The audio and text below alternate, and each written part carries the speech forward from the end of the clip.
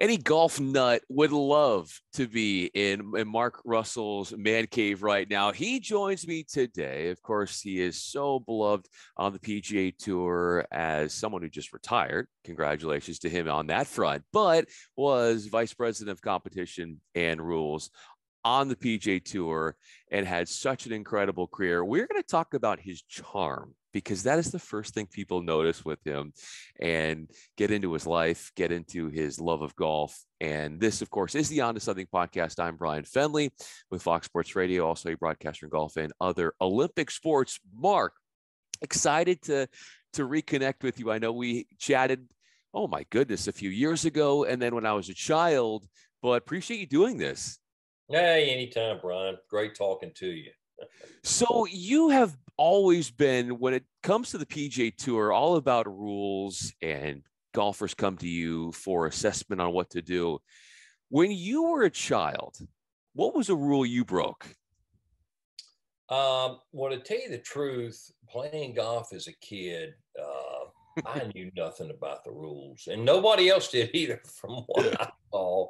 I mean, we knew to play the ball down and operate like that, but I really didn't know much at all about the rules. And when a ruling would come up, people didn't know too much about it. But later I got into it, and when I was a golf professional at Walt Disney World, I thought I knew a little something about the rules until I went to work for the PGA Tour, and that's when I realized that it can go in depth. Now, the basic rules of golf, Brian, are pretty simple, but golf's a game played over hundreds of acres under all types of conditions, and when you're playing golf for millions of dollars, you got to have some solid rules to cover all those things. So at times it can get complicated.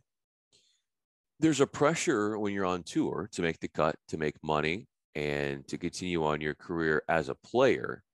But what about the pressure that you would feel, especially when you were solicited to make a decision on something like that? From a standpoint of feeling pressure, how did you handle that, and what did that look like for you? Well, I didn't really feel that much pressure on rules and things like that. By far, the biggest problem that I dealt with was the weather. I mean, like daylight or dark, outside. I mean, and being there at the LA Open and down there in San Diego, Torrey Pines. I mean, oh my gosh, we have terrible weather, and you have to make decisions there. The conditions, you can't play under the rules. We're going to have to stop. Now we can. When are we going to start back? And no two situations are ever the same. So that was very difficult. But as far as going in and making a ruling, I felt pretty confident about that. And plus the fact I was head of the committee, and our committee is excellent. And I was surrounded by some really good people. And if I wasn't exactly sure about the situation, I'd instantly put it on the radio and put it in front of the committee. And a lot of times I might be exactly sure about the situation, but the player didn't feel good about it. So I'd say, well, let's put it in front of the committee. Come in, committee. I got a player here that did this and his ball here, and just let the player hear what the committee has to say. And when I felt I was correct, they would reinforce what I said and make it easy. But the whole key to that whole thing, Brian, is to make sure it's correct. Okay, we just want to make sure that we make the right decision. How early in your crazy at times, it can get crazy. Yes. I was going to say, so how early in your childhood, or even growing up in adolescence and getting into college, did you think that going down this route was, to take something you said earlier, the right move, the right call, the right decision for you? Well, growing up, I played all sports, and that's what I advise kids to do today. I mean, I was a decent athlete, and my dad was a decent player, and he taught me how to play golf. And I played golf in the springtime. I can remember late 60s, well before you were born, and golf wasn't cool. My football coach coming to me and going, why aren't you running track? You know, you need to be on the track. I'm going, coach, I'm playing golf. Golf? Are you kidding me? They weren't dialed into that at all. But hey, I had hit a couple good shots and could play a little bit, and I was addicted to it. And there was nothing better to get out of high school and go play golf, you know. So I did that, and but I played all sports. But then when I went off to college, I played golf in college, and then graduated and came down to Orlando, Florida. Golf is kind of what I turned to and what I did. And besides golf, you worked on golf courses, besides playing, that is. And if we go early in your career, if you will, surrounded by golf, mowing greens with Bobby Long, what is the art of mowing a golf green and what you learn from those experiences as to how fine-tuned you have to be and what it takes to really bring the best out in the putting surface? Well, you got to have good, you know, you got to stay on the line. You got to have good lines. You got to be precise. But the thing that really got me when I first started working on golf courses is cutting the hole. How precise you had to be cutting the hole. And when you stop and think about it, everybody that plays that day is going to deal with the hole. You know, so you got to make sure that hole is level, the correct depth, the whole thing. It's a process. It's got to be done correctly. And when I was in college, I worked at Alamance Country Club, which is a nice golf course, kind of near Elon, where I went.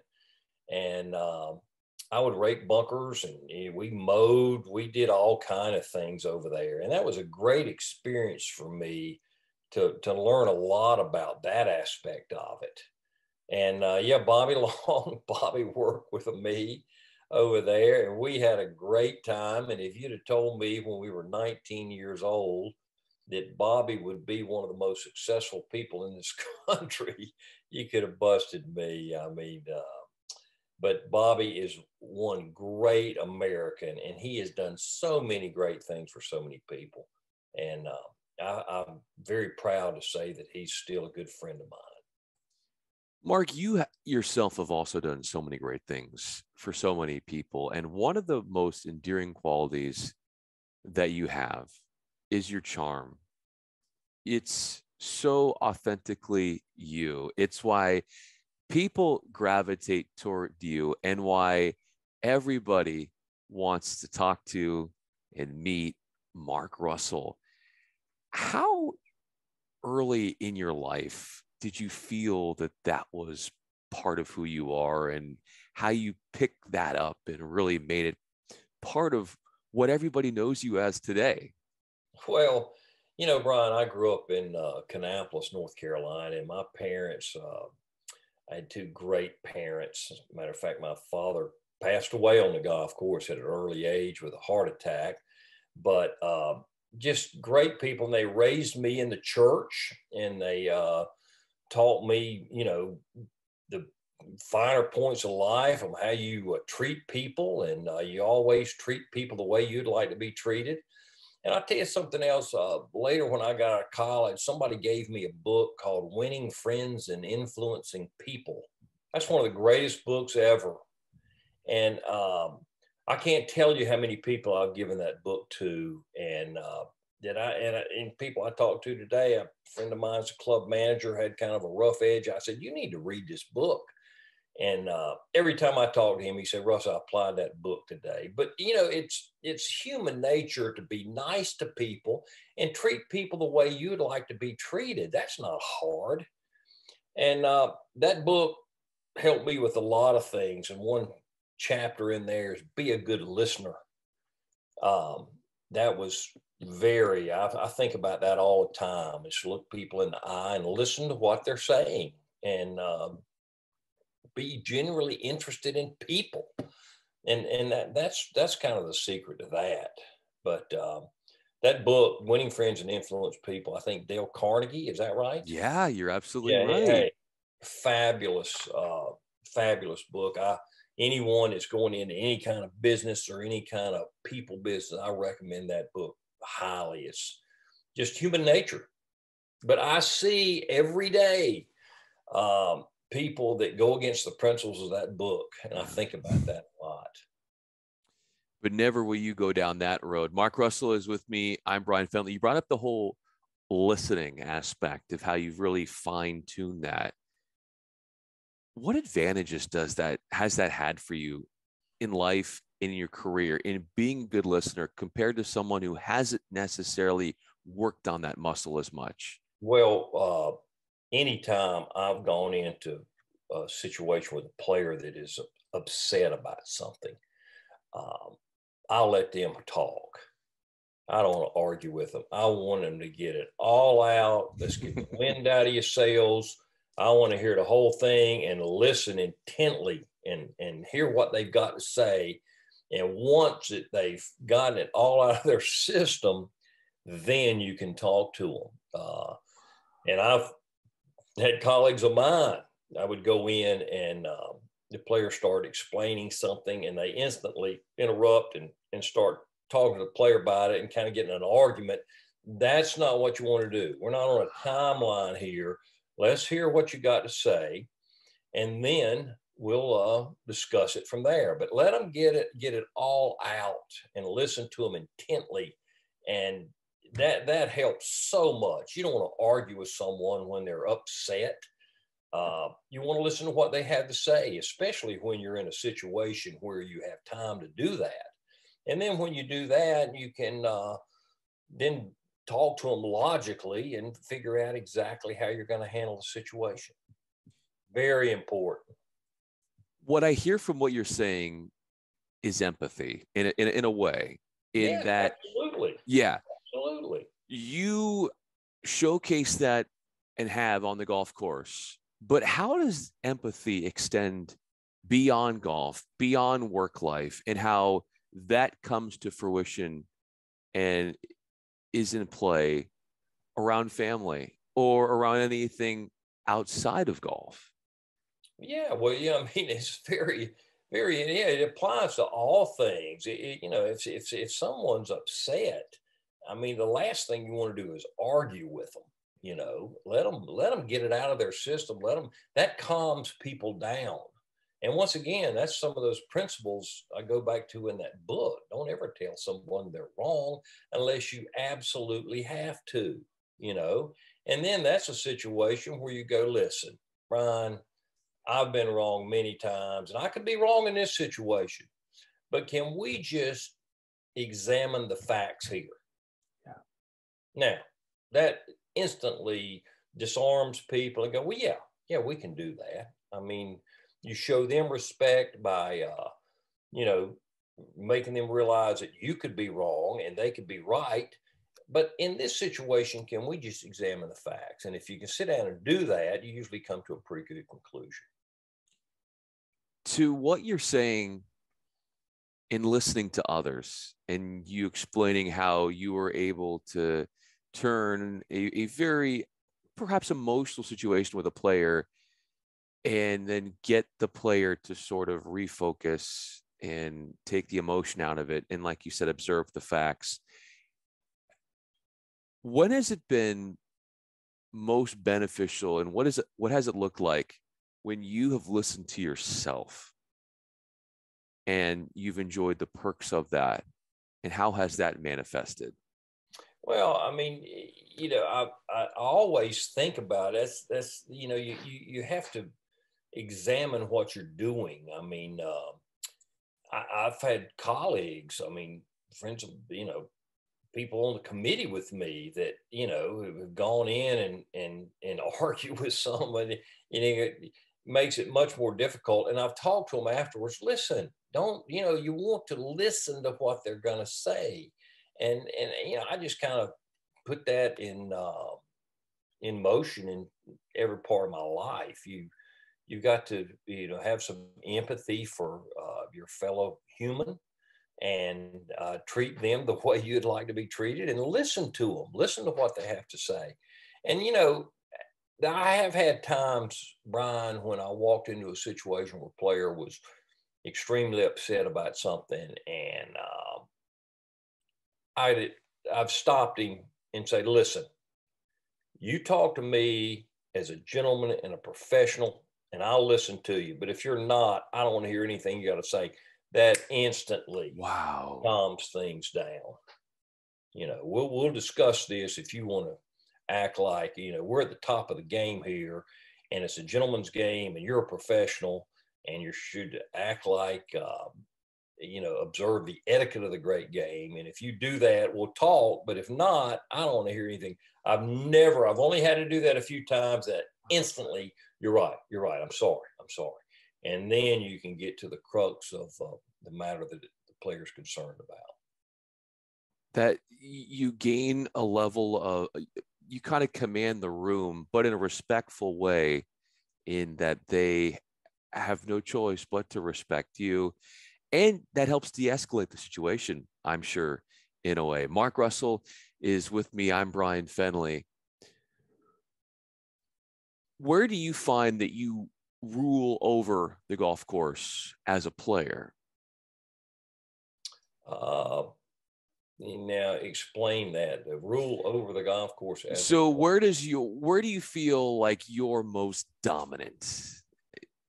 Well, our staff sets up the golf course. We decide where the tees go on the teeing grounds. We're going to play this long, we're going to play it short. We decide where the hole goes on the green. We decide how high the rough's cut.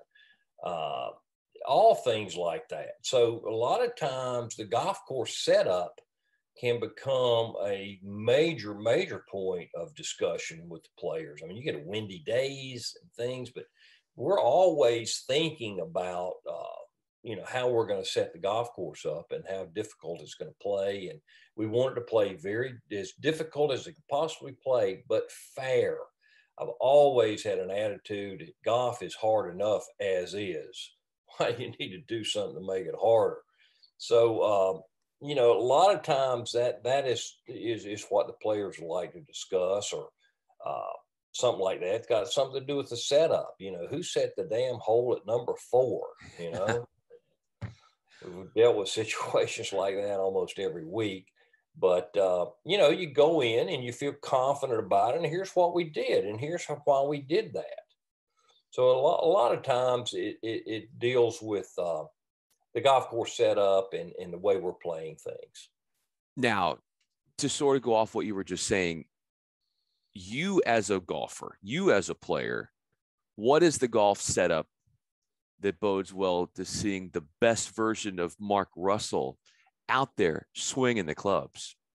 Well, I mean, I'm your basic 6 handicapper. So, comparing me to these other players is something else. But, I mean, if you've got a par 3 that is, a long golf hole, or, and I always talk to these architects about, make a big loaf of bread tea so that you got 30, 40 yards in there that you can move it up and forward.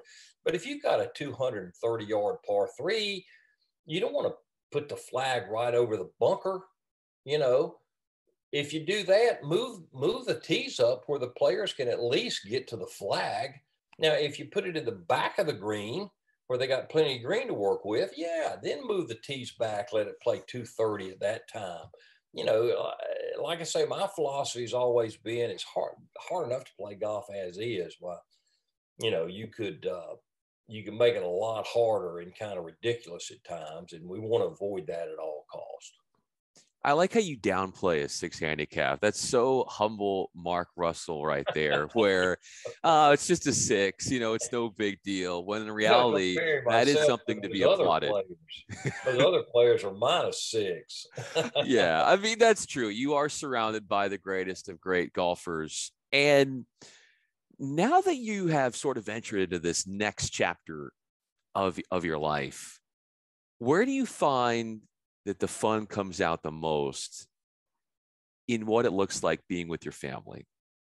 Well, my wife in here, my wife Laura, and our daughter Alex. Alex works for the Golf Channel. As a matter of fact, she's over the Open Oh, Championship right fun. now at St. Andrews. I think it's her third trip there, and but I really miss being the general. I really do, because I was surrounded by the best people, and the committee. Our committee was so good, and still is. Slugger White and I basically hired all those people. But I do not miss getting up at 4:30, quarter to 5 every morning and working till 7 o'clock at night. And I don't miss going to the airport. But being the general, I miss tremendously. I love being in charge, especially when I was surrounded with so many good people, and made it so much easier. You never had to tell anybody what to do. They knew what their duties were, and they got on with it. And if they wanted to, some of my expertise or whatever on, setup or whatever, they would ask. So, we had a great group and still have a great group out there, and that made it so much easier. But I miss the people tremendously. And the people miss you back as well. And for as many different aspects, Mark, in you being in charge, when is your wife in charge? My wife, she's in charge at home, I can assure you that. And our two dogs, they're the pack leaders around my house. But I'm doing great. I've got some other things going on. I talked to you earlier about working on a golf sitcom, and I think that would be great for the game, great for everything. So I'm working hard on that. It's been difficult, but I think one day that's going to happen. I think it'll make a lot of people laugh and be great for the great game of golf. At the heart of who you are, you ooze positivity, and you listen to what you're just talking about right now about this new sitcom. And if that isn't a encapsulation of what you are to this earth, and that is brightening people's days, how do you find that comes across in your sitcom, and how that might be, as we sort of wrap up this conversation, Mark, one of your great purposes, one of your great endearing qualities in your life? Well, I feel that way. I am a very positive person. I tell my wife and daughter, "Whoa, no negative. We're not talking negative here." And I try to be a very positive person. I mean, I I I I can't imagine, paying money to go to the movie to get freaked out or bummed out about something. If I go to the movie, I want to laugh, If I watch something on television, I either want to be informed, something that's historical or real, or I want to laugh. I don't want to watch something that makes me sad, or something that just flips me out. I try to avoid that. Well, to me, life is hard enough as is, without exposing yourself to all that. And just have a positive attitude. Good things are going to happen. Listen, we live in the United States of America, the greatest country in the world, and you're guaranteed the pursuit of happiness. So I try to pursue that, and I just try to convey that to other people. And let's be positive and live as most happy life we can live. You radiate positivity, and anybody who is in your circle feels that from you, and it rubs off on people. It was something that I noticed when I first met you as a kid, and I just was drawn to that. And I will say it is no laughing matter that you are one of golf's great ambassadors, and the golf community, the sport, is so blessed to have you in it and to do everything you've done and more. I mean, what a treat it is for so many. Mark Russell, I'm Bryan Fenley. Really enjoyed this conversation. Thank you for joining me. Brian, I appreciate it. And listen, I feel extremely fortunate and blessed to be involved in the game at the highest level. And I've always tried to be positive and uphold not only the rules of the game, but the great etiquette of the game. And when people come into the game now, there are a lot of people coming in. I think it's imperative that the golfers teach these folks about the great etiquette of the game and let them enjoy the game the way it's supposed to be enjoyed rather than people coming in and changing the game. Yeah. One of the greatest things about golf, and I'm a huge sports fan, um, there's nothing more awesome than to have 15,000 people around the 18th green and a guy's got a 10-footer to tie or win the golf tournament and everyone goes silent when it's his turn. That's an awesome thing. And it's the only sport like that. And we've got to maintain that. This was so much fun, Mark. And anytime that you're around golf circles, the last thing people do is go silent. They cheer you on, they applaud you, and we'll continue to do so. Mark, thanks again. Bryan, anytime, buddy. Great talking to you.